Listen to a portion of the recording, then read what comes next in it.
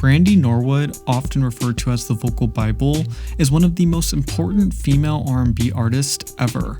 Her complete domination over 90s mainstream entertainment is sometimes overlooked, but was nonetheless revolutionary. Not only did she have successful albums, she had films, TV shows, commercials, endorsements, hell, even her own Barbie doll.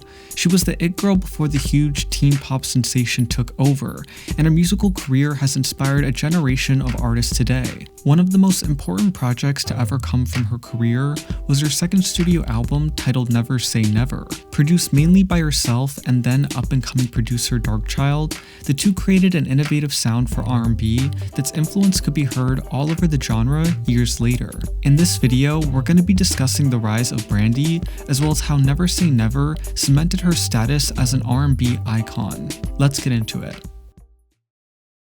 Brandy Rihanna Norwood was born in the small town of Macomb, Mississippi on February 11th of 1979. Her mother Sonia was a financial analyst and her father Willie was a church choir director.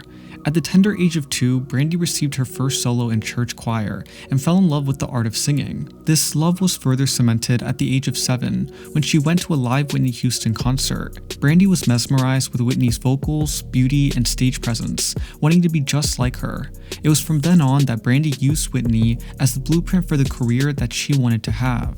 When Brandy was a freshman at a performing arts high school, she dealt with low self-esteem due to bullies constantly making fun of her eyes, teeth, and hair.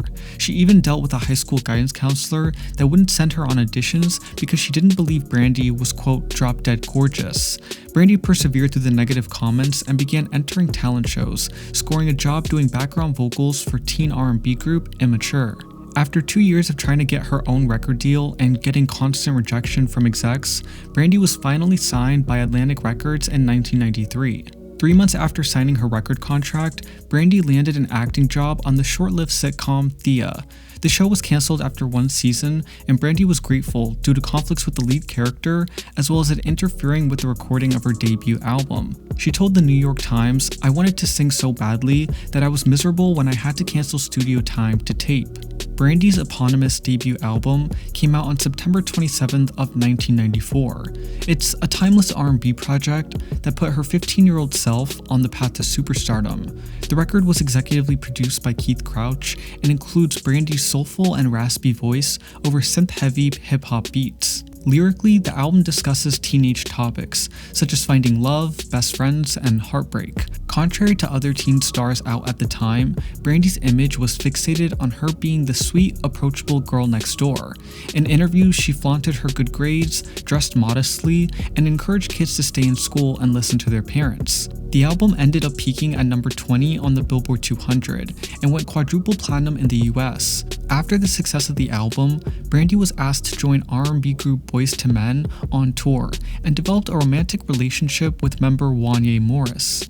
In 1995, Brandy was offered the title character on a sitcom titled Moesha, to which she accepted. The show centered around a savvy high school student from a middle-class African-American family dealing with adolescent issues such as premarital sex, drugs, date rape, and much more.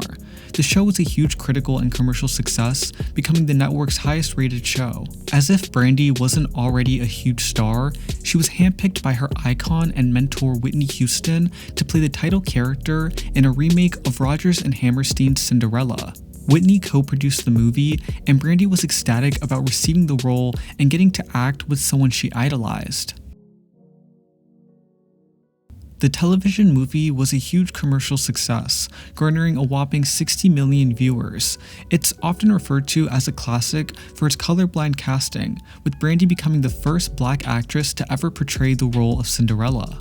After lending her vocals to a few movie soundtracks, such as Batman Forever and Waiting to Exhale, Brandy contemplated even creating a second album, due to getting more comfortable with acting as well as fearing the possibility of a sophomore slump. It wasn't until she was introduced to then up-and-coming producer Darkchild and his brother Fred that the true work of her album would begin. The group worked well together, and Brandy served as an exec producer and writer to several tracks. Brandy released her second studio album on June 9th of 1998. The majority of the songs were written about Brandy's ex-boyfriend, Wanye Morris, after he cheated on her with her label mate Adina Howard. Sonically, the album traded her jazzy old-school sound for a more contemporary, poppy, digitized sound that hadn't really been done before.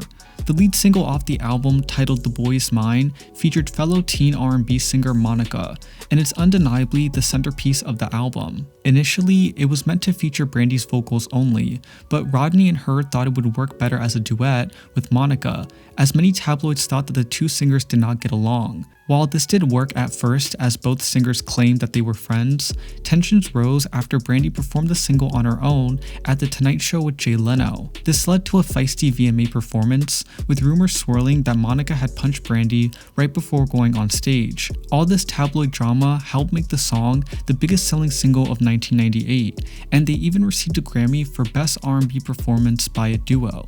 The second single, titled Top of the World featuring Mace, discussed the world's perception that Brandy was living a fantasy lifestyle. Brandy explained in later years that the pursuit to fit her perfect image while simultaneously growing into her own person became tiring and a struggle for her. In the song, she voices her frustrations, stating, "I wonder why it's often said that my life's a fairy tale, and everything is so right.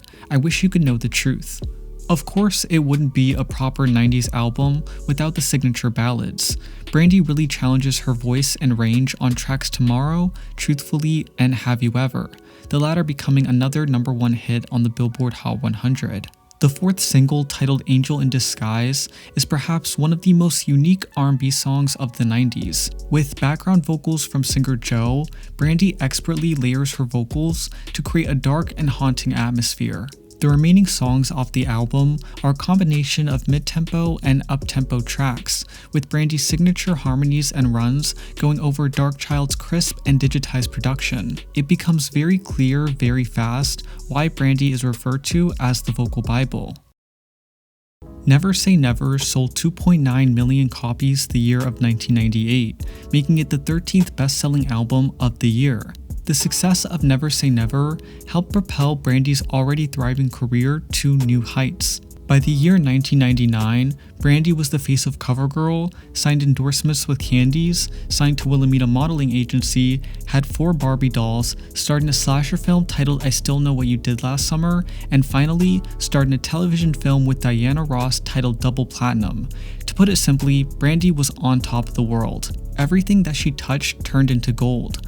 Looking back at it from a 2021 perspective, it's easy to see how the teen pop artists of '99 were influenced with the way that Brandy handled her career.